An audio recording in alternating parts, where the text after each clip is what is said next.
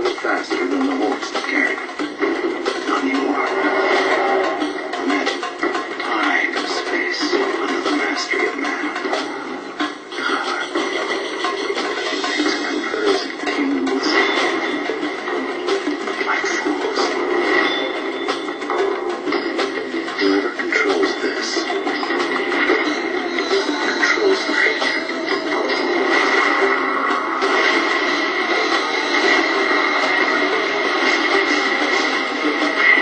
There comes a time we must obey.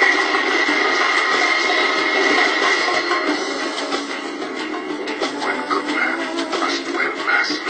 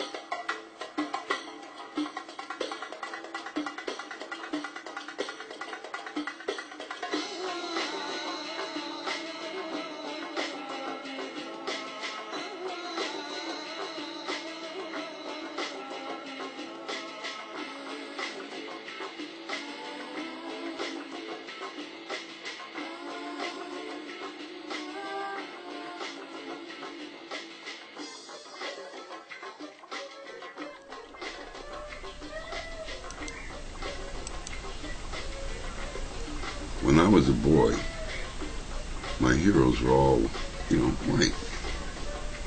And to be the, sidekick or helper for these heroes was all that a little Negro boy could do. Because that's all we ever saw.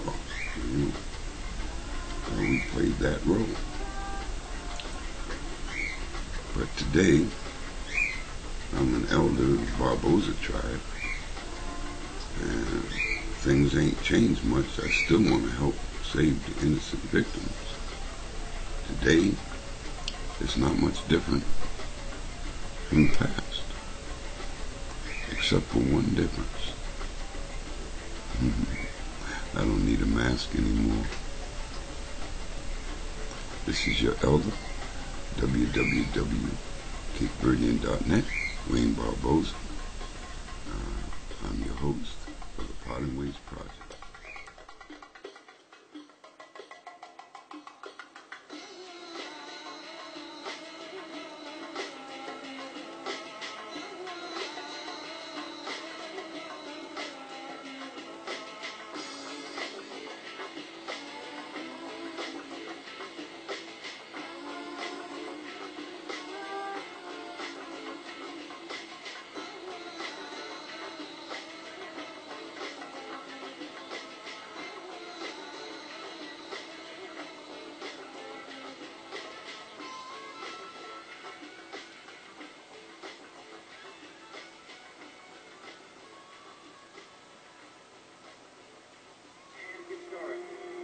Opposed to secret societies, to secret oaths, and to secret proceedings.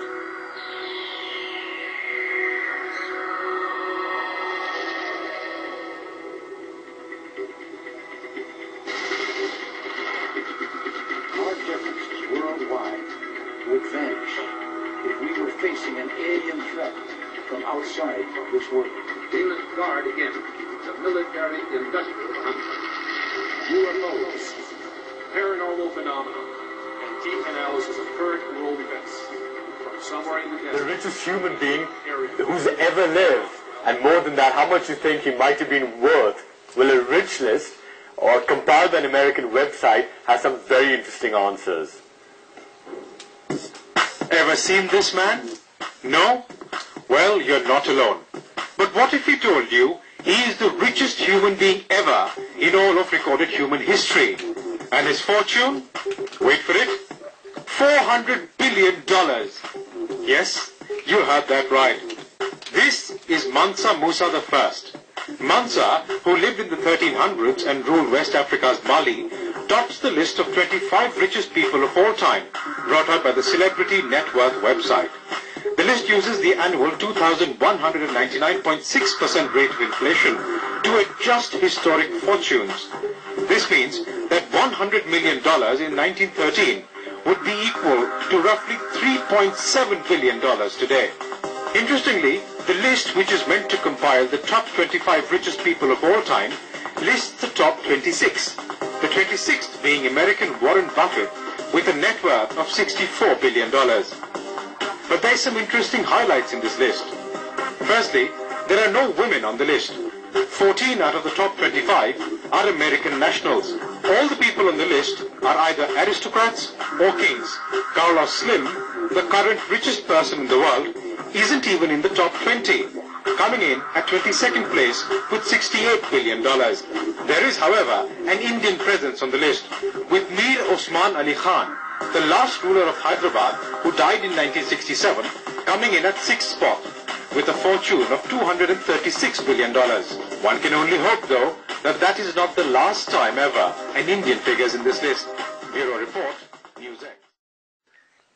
A planet about the same size as Earth has been discovered.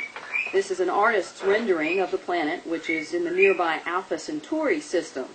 It's 4 light years, or some 25 trillion miles away, but it's the closest planet found beyond our solar system.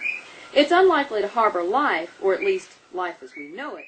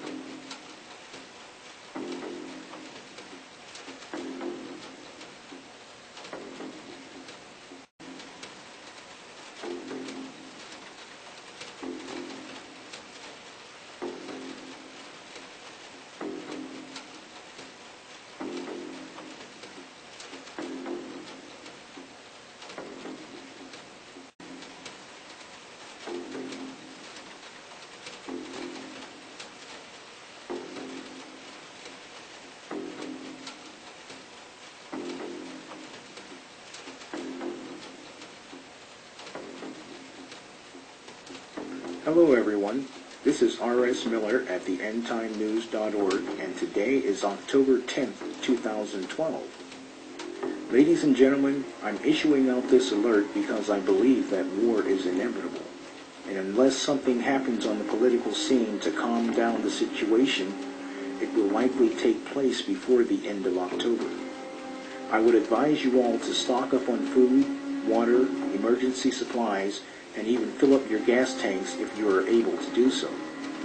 I would also advise that you do it before October 15th, as this is the date of a new moon, which has traditionally been the time military planners prefer to attack due to the fact that nights are extra dark, and that darkness provides an extra layer of protection for troops and equipment.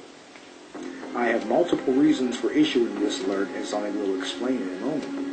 But first, I want you guys to understand that we are facing a very serious situation in the Middle East, as well as many signs over the past several years that point to the fulfillment of the last days Bible prophecies.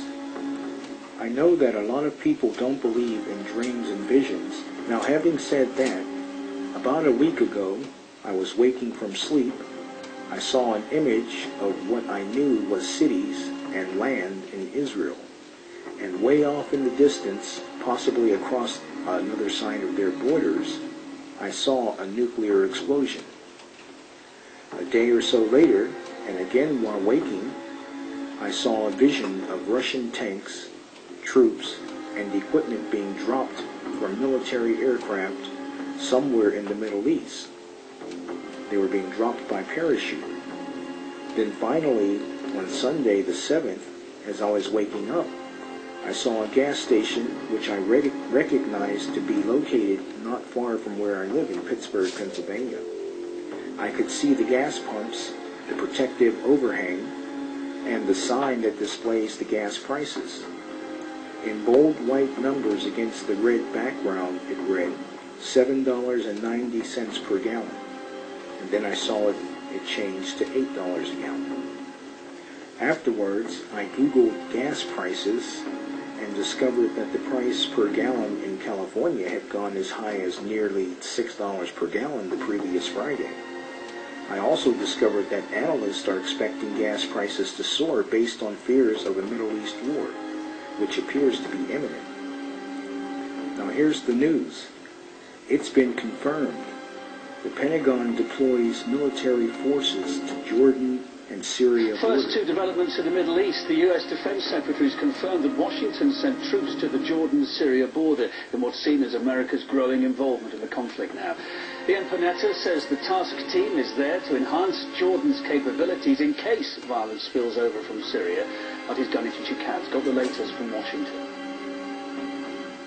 According to Defense Secretary Leon Panetta, they sent the troops to Jordan-Syrian border in case violence escalates in Syria and spills over the border. Leon Panetta did not go into details as to how many troops and so on, but another U.S. defense official speaking on condition of anonymity said the forces are made up of 100 military personnel and other personnel who stayed on in Jordan after attending an annual exercise in May, and several dozen more have flown in.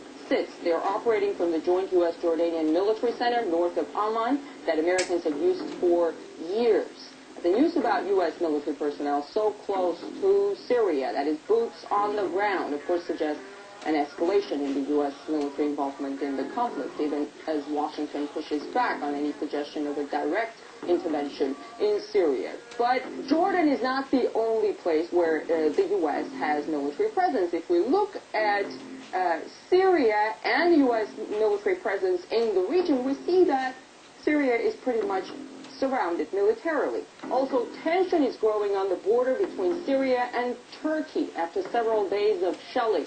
This Wednesday, Turkey's military chief vowed to respond with more force. That is a day after NATO said it stood ready to defend Turkey. But this latest development with U.S. troops in Jordan comes with a U.S. election, presidential election, less than a month away. At a time when Mitt Romney, Barack Obama's challenger, is criticizing the president for not being aggressive enough, for, quote-unquote, sitting on the sidelines, for missing the opportunity to topple Assad and, quote, deliver that defeat to Iran. Yes, he actually said that.